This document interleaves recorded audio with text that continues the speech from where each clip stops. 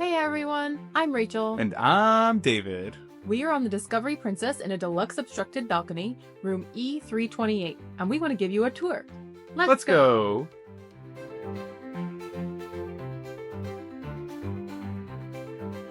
Alright, so the first thing is we have this giant full-length mirror, first when you walk in.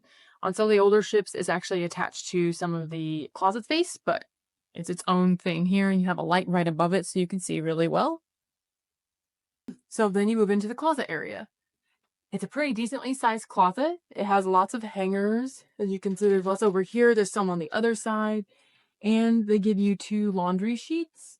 So that way, if you want to get laundry done, there's lots of space at the bottom for your luggage as well. And space up top, which is where your life vests are. And usually the steward will put some like pillows and stuff up here during the day. So I wouldn't do any of your storage up on top. But then you do have this closet as well. So you have a bunch of shelves, and then you have just a very small, basic safe here. Right, and now let's go to the bathroom. The light switch is on the outside of the bathroom. Can't really have 2 people in there at once. The lighting's pretty good for doing your makeup or just getting ready in the morning, and there's actually a good amount of storage in the shelves. They also do automatically include hand wash and body lotion that they refill for you. And we really like that because you need to keep your hands washed on your cruise. It's pretty new. This ship is only a few years old and it still feels a lot cleaner than some of the older ships. In the shower, you have a pretty tiny shower head. May or may not have some good water pressure there. And you do have a clothesline, which is where you can hang your wet bathing suits and things like that. And there's body wash and shampoo and conditioner combined over there as well. And they have one tiny shelf right behind where the shower head is. But then they also do have, which is unique to this ship, a little shelf. So for shaving your legs, or you can sit on there, or you can put added toiletries on there. It seems like a little bit bigger than some of the rounded showers on the older ships. And now we move into the main living space.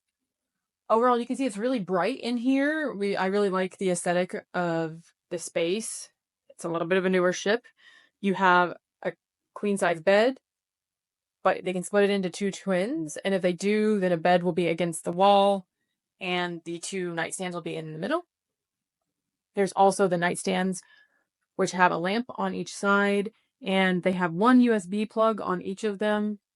But as far as we can tell, there's not actually an additional plug around the bed, so that will be the only thing that you can have to plug into at this point.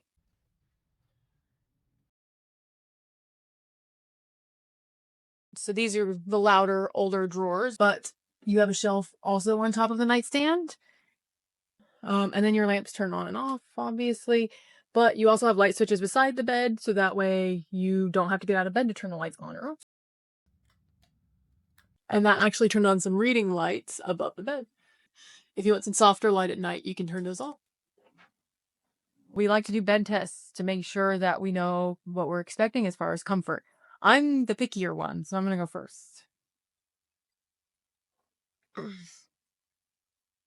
little kind of on the seam there. There we go. It feels kind of firm, to be honest. Really? Yeah. Doesn't feel that cushiony. That's weird. Well, the end does. Okay. The end feels really cushiony. Is it because it's 2 twins pushed together? Were you like too far up? I think I might have been. The end feels really cushiony. Okay. Let's try this. Okay, this feels nicer. That's better? Mm-hmm. I think it's going to be like a 7.5. That's my official rank. I'm going to try vertical because Rachel went horizontal. This is how I would sleep in it anyway, so I don't want to get my shoes on.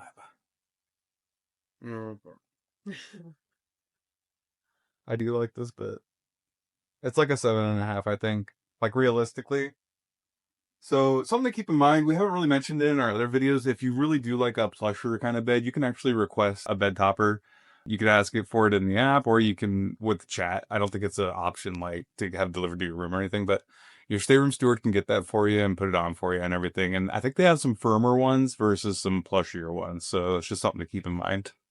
Because this is a deluxe obstructed balcony, we actually have a love seat here, which is really nice. And let's see how comfortable it is. It's not very comfortable, to be honest. The cushion is not thick enough, and so I kind of feel the bottom of it. So it's not my favorite love seat I've ever sat on. And as you can see, there is a pull-out bed in there. It looks like it's only good for one person. Definitely not big enough for multiple people, but that's much better than, you know, pulling a bed down from the ceiling. And you also have a little coffee table, so you can get some drinks or some food and have a little kind of eating space right here. All right, I'm gonna take over a little bit. So we have this little desk area. Pretty much every princess ship has some kind of desk. I don't see any like letterhead or notepad with princess writing on it or a pen even to use, so that's kind of weird. But we got a basic drawer up here. It has your hair dryer in it. Rachel, you got a review on something like this? Oh, you gotta hold it. It seems pretty flimsy. I would give that one like a... Are you sure? It seems like it's doing work. I think it's probably like a 2.5. That's bad. Pretty bad. The amount of air coming out of that thing is bad. So is that normal for it to be plugged in the drawer like that? So it depends on the ship. We've seen it that way before, but yeah. I don't really follow it. That's not my jam. This drawer does have a quiet close thing. It doesn't slow close, but it's not slamming either. But we get the mini bar because it's included with the elite status. Down here's your fridge, pretty standard on the Princess. So usually have it next to the desk. It's not particularly cold, but he might just put them in there. It looks like there's a dial in there, so I might play with that to see if I can get it a little cooler. But besides that, you got your phone with the room service and stuff on here. We got 3-prong outlet. This will affect the desk light. 3-prong. I think that's international, European, potentially another international. So only 2 3-prong plugs. That's something to really keep in mind. Hopefully you can get like an extension cable or, you know, a power strip that doesn't have a surge protector in it, or that's cruise ship approved. We always recommend that anyway. So yeah, or get some good international plugs. We have a couple that we always bring now because cruise ships have a lot of international plugs around. We have our TV here. It's a decent size. I would say it's pretty good. It's always nice when it's right in front of the bed, in my opinion. But if you're a side sleeper or something like that, it might be a little awkward for you. But this one doesn't really pivot too much. It's bolted to the wall. And again, don't ever just like try to rip your television off the wall trying to access anything in the backside. So there's 2 HDMI ports that are available. I could touch it with my fingers right now, so I can feel both of them, which makes it pretty simple to get to. And then we have our thermostat. It's very disappointing. It doesn't have numbers on it or any digital display. It's literally just a dial. We put it all the way cold. There's actually cold air coming out of it. That's good, because sometimes that doesn't happen. Yeah, that doesn't happen all the time. And sometimes it'll be rattling. This one's actually feels pretty firm. I don't want to mess with it too much, but I could see it getting cooler in here. So I feel like it already has gotten cooler in the 2 minutes we've been in the room. even with us moving around and stuff. Other than that, we have the balcony.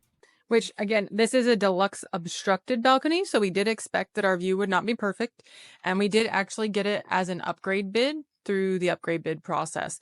So it was much cheaper than buying it normally. It's a little bit smaller than the other balconies we've had, but as you can see, we can still enjoy the ocean. It looks like if we had the room next door, we would be able to be between the cranes, so we wouldn't be blocked by some of the wires, but that's okay. And we have 2 chairs. They're not loungers, they don't have flick stools, but they do adjust, so you can kind of go a little bit lower if you want. You have to angle it if you're going to do that because there's not very much space on the balcony.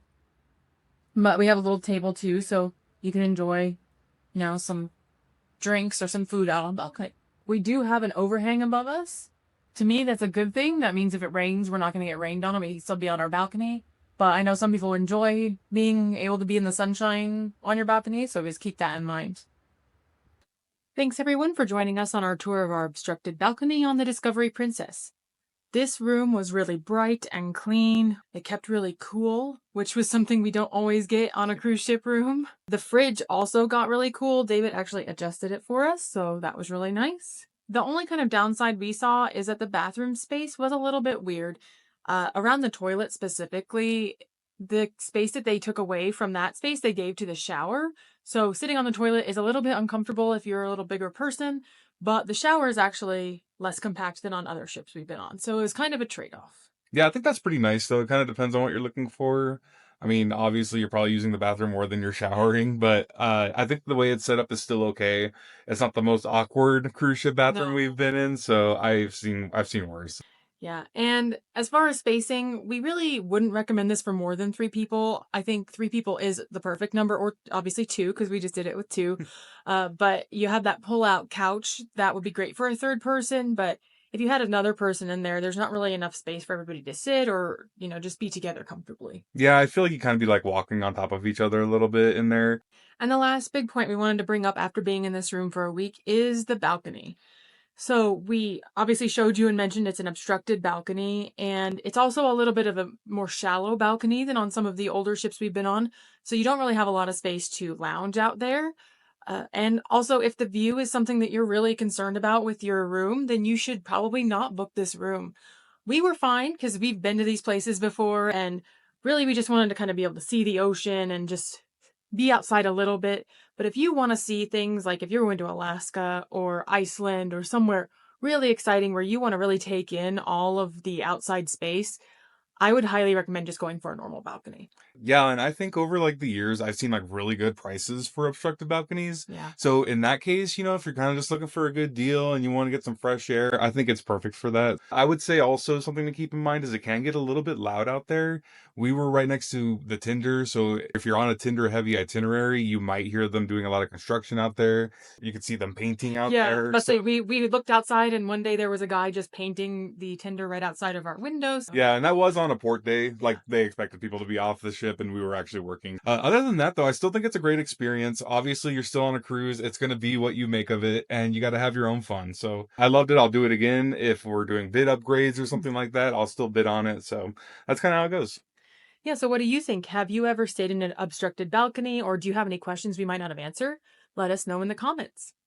And if you enjoyed this video and want to see more travel content from us, please like the video and subscribe to our channel. But for now, I'm Rachel. And I'm David. And we hope this video helps you find the right direction for your next adventure. Bye. Bye.